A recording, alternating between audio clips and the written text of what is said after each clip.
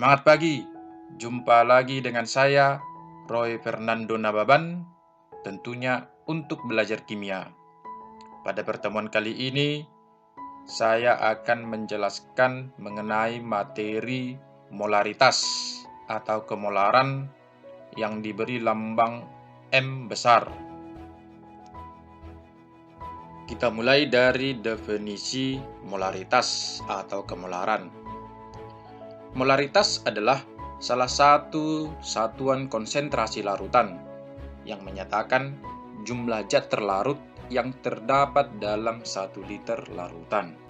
Berarti ada banyak konsentrasi larutan ya, tapi yang kita bahas kali ini hanya pada molaritas.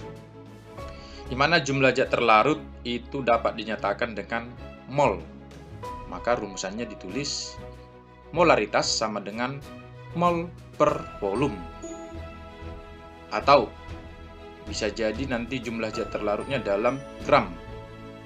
Maka rumusnya dapat ditulis molaritas sama dengan gram per mr dikali 1000 per volume.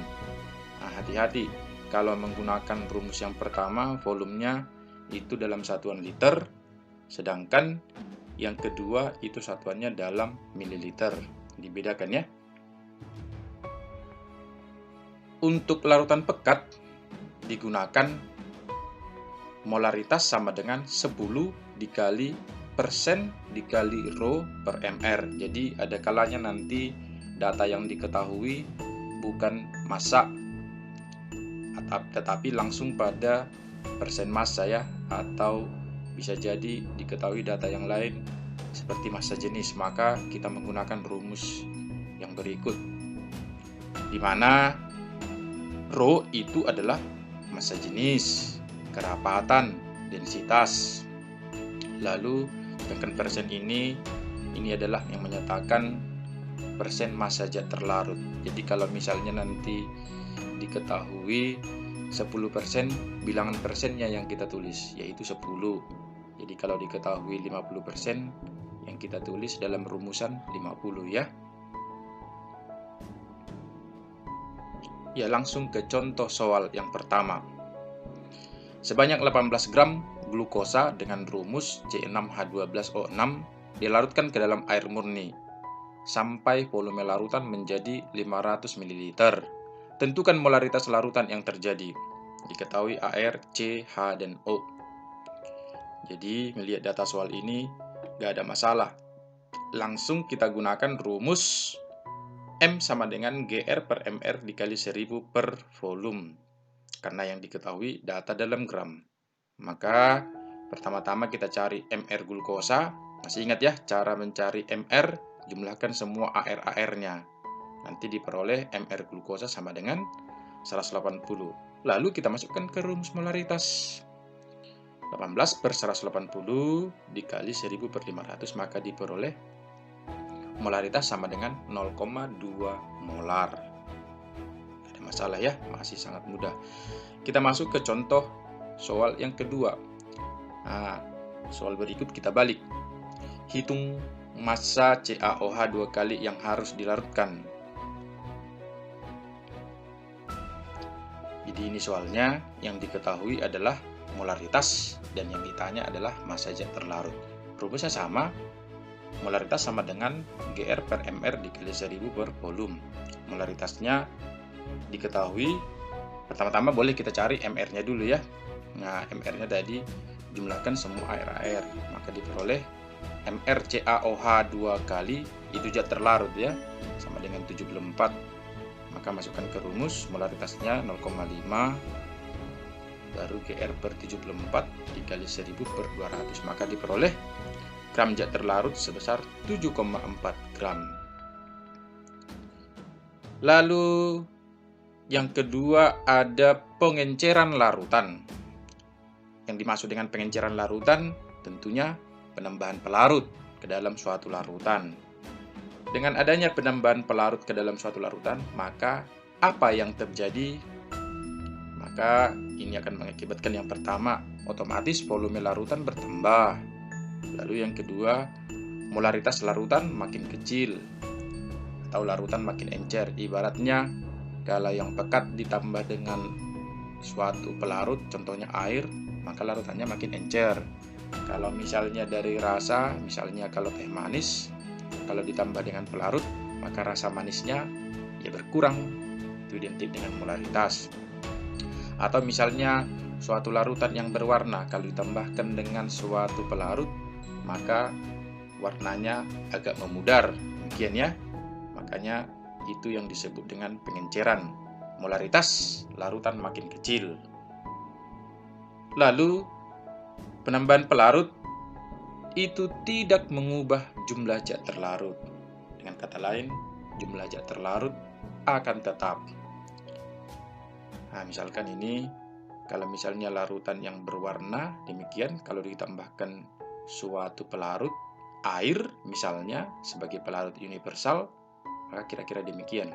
Jadi kalau semakin banyak pelarutnya ditambahkan, bisa jadi ini mengarah ke bening. Demikian ya.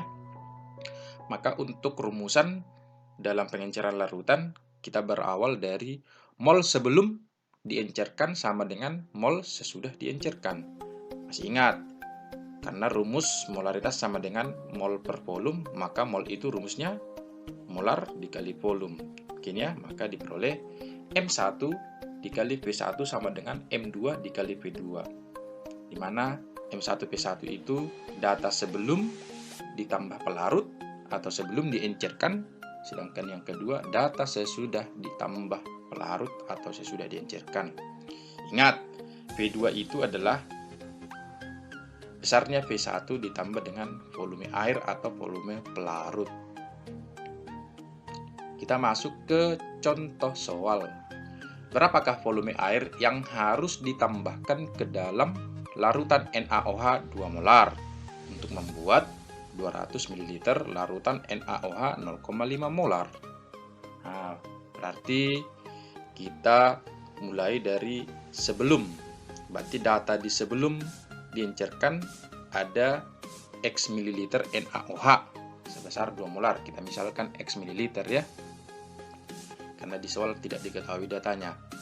Lalu sesudah diencerkan, maka diperoleh larutan sebanyak 200 ml dengan molaritas NaOH 0,5 molar. Jadi terbukti ya, pengenceran mengubah molaritas makin kecil dari 2 menjadi 0,5. Yang ditanya tadi berapa volume air. Pertama-tama kita cari dulu berapa X atau berapa volume NaOH mula-mula sebelum ditambah air. Caranya demikian. M1P1 sama dengan M2V2. M1-nya 2, V1-nya ditanya, M2-nya 0,5, V2-nya 200, maka diperoleh V1 sebesar 50 ml. Maka dapat kita simpulkan volume pertama larutan adalah 50 ml. Setelah ditambah air, volume larutan menjadi 200 ml. Maka otomatis volume airnya sama dengan, tinggal dikurangkan aja ya. Volume air sama dengan 200 dikurang 50 sama dengan 150 ml. Berikutnya contoh yang kedua. X mililiter asam sulfat 25%. Massa, maksudnya persen massa. Dengan massa jenis 1,178 gram per mililiter. MR-nya diketahui langsung 98. Ditambahkan ke dalam air sehingga dihasilkan 400 ml larutan asam sulfat 0,3 molar. Tentukan nilai X. Jadi ini merupakan contoh pengenceran larutan yang pekat ya. Karena apa? Diketahui persen massa dan rho atau massa jenis. Jadi sebelum data larutannya adalah X mililiter H2SO4 yang persen massanya 25, rho-nya diketahui. Lalu sesudahnya diperoleh 400 ml H2SO4 0,3 molar. Maka kita gunakan rumus yang pertama menentukan molaritas larutan pekatnya, yaitu masih ingat rumusnya ya, 10 dikali persen dikali rho per mr, nanti diperoleh jadi molaritas larutan H2SO4 mula-mula adalah 3 molar. Maka kita masuk ke konsep pengenceran, yaitu M1P1, M2P2, M1-nya tadi 3, volume 1-nya itu X, M2-nya menjadi 0,3, sedangkan volume setelah diencerkan menjadi 400. Maka otomatis X sebesar 40 ml. Tinggal hitung saja. Oke, nggak ada masalah ya. Lalu yang terakhir, kita masuk ke molaritas campuran. Namanya campuran, berarti ada beberapa larutan yang dicampur. Tapi pada molaritas campuran ini, kita hanya kaitkan pada larutan yang sejenis ya, sehingga molaritas larutan hanya terjadi untuk larutan-larutan sejenis yang dicampurkan. Kenapa? Ini dianggap tidak bereaksi. Jadi nanti kalau berbeda jenis, ada kemungkinan dia bereaksi, maka molaritasnya ya beda lagi. Itu nanti dibahas di pelajaran berikutnya ya, tentang percampuran larutan yang tidak sejenis menghasilkan reaksi. Oke, untuk molaritas campuran kali ini menggunakan rumusan MC sama dengan M1 dikali P1 tambah M2 dikali P2 per Pc. Jadi ini kalau dua larutan yang dicampurkan. Jadi kalau tiga tinggal lanjut rumusannya. M1 P1 tambah M2 P2 tambah M3 P3 dan seterusnya. Jadi biasanya kita hanya menggunakan dua larutan yang dicampur ya. Maka rumusannya demikian. Dengan ketentuan Vc itu besarnya V1 tambah V2. Atau dengan kata lain, Vc itu volume campuran, maksudnya ya sama dengan volume total yang ada di campurannya itu. Jadi seberapa besar volume totalnya itu yang disebut dengan Vc. Kita masuk ke contoh soal. Biar setiap rumusan ada contoh soal, maka semakin mudah memahami.